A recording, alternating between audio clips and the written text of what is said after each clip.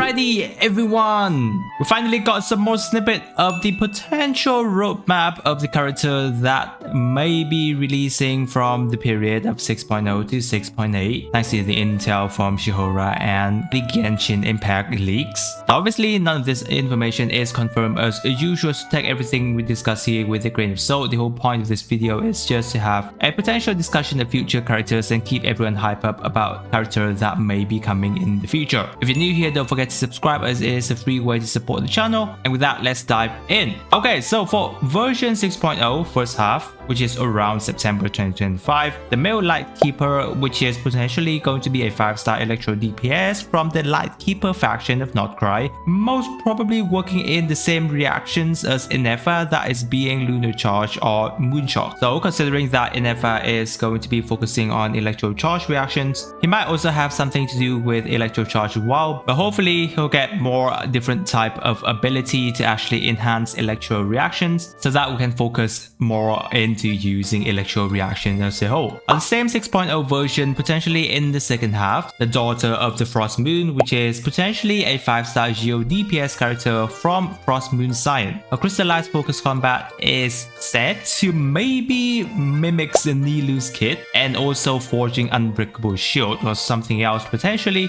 which can be interesting so that we can have a newly designed Geo character with the mechanic of being more or less used in a specific team like Nilu, Inefa, right, Chevrus, those kind of characters, so that as again we can have a fully new team built for the character that we can play around with, and this time it can be potentially Geo, which is kinda nice. In version 6.1, the Curatorium of Secret Lady Boss, a Pyro support character with potentially Escoffier-like versatility. So yes, as we can see recently, Escoffier has kind of already changed Genshin for the good and also rebuffing Cryo unit, which is really nice, and I know that many of us do like to have Escoffier. But while Pyro units are technically pretty already broken, so maybe this quote-unquote lady boss, if she is buffing so much Pyro damage to those kind of level, I have no idea how Pyro unit is going to be. But wow, it's going to be interesting as we wait for more information on this character. For version 6.2, potentially Durin, a Pyro DPS little dragon, or while technically he's not too little anymore. Now, honestly, all the information we have right now is that he is a potentially Pyro DPS character. Who knows, maybe he will be able to transform into a dragon and fight on the field. But while technically speaking, since quote unquote he's a dragon, the part of him being a Pyro DPS character is going to be rather high. The 6.3 first half, Columbina, or Damsel Elite, is said to potentially be a 5-star Hydro support with DPS potential wielding unique Hydro reactions to specifically also strengthening Notcry characters. Probably something related to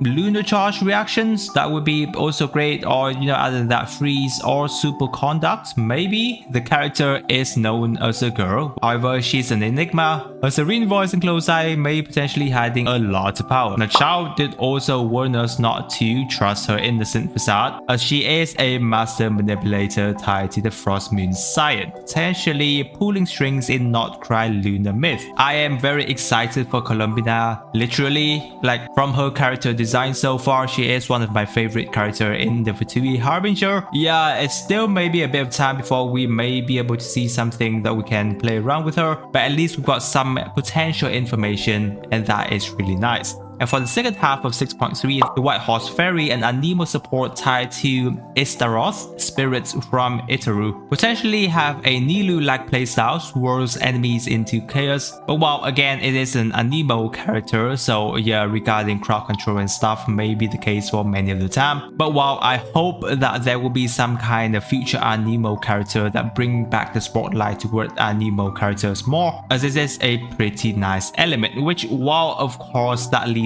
us to around 6.5 where Varka is, and he is kind of expected to be an Anemo DPS character. While technically he is the Grandmaster of the Knight of Favonius, being the top character of Mondstadt like that does give him the high chance of inheriting Anemo elements from Venti. Obviously that is not always the case, but it is a high chance, so which is why we are having information he is an Anemo DPS. Honestly, not too much information about his kit. As yes, it is all speculation, but considering how much power in the story he is holding, there's a high chance he's going to be doing a lot of damage. Other than that, in 6.6, Nicole, a cryo support which end from the Hexen Circle. As a spirit, she operates from the backline, delivering multi-functional functions to freeze or weaken enemies. So yes, would be nice for us to start having more informational stories and character within the Hexen Circle to be introduced, because that organization is honestly very mysterious and I would love to hear more information about them. And that leads us to 6.7, our lovely Alice. Well, I'm pretty sure everyone of us know who Alice is already, but she is potentially going to be a Pyro main DPS because yeah, Klee is a Pyro character. Obviously doesn't have to make her a Pyro DPS, but being that element does kind of make sense for her. Though again, not too much information about Alice just yet, but honestly speaking, dude, Alice, please show us more about yourself at this point. It's been so long into the game already. And then for 6.8, an unknown female character, the Guide of Snezhnaya. Her elements and role, yeah,